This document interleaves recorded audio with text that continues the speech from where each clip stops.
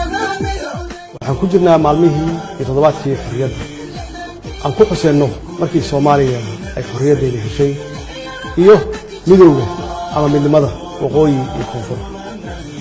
ummadda Soomaaliyeed meel kasta ay joogaan dibadda iyo gudaha, rag iyo dumar, eefoole iyo carruur, mucaarad iyo muxaafid, waqooyi iyo koonfur iyo qaybaha kala duwan ee bulshada. waxaan ku boorinayaa ama aan ka codsanayaa inay qayb weyn ka qaataan xusidda maalintan weyn.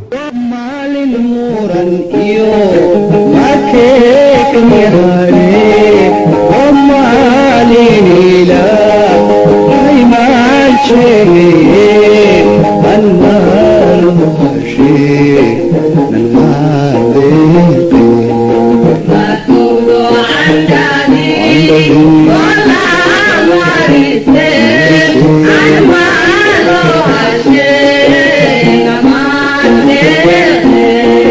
مكذو عندي والله مرتي المالها شيء المال مكذو عندي والله مرتي المالها شيء المال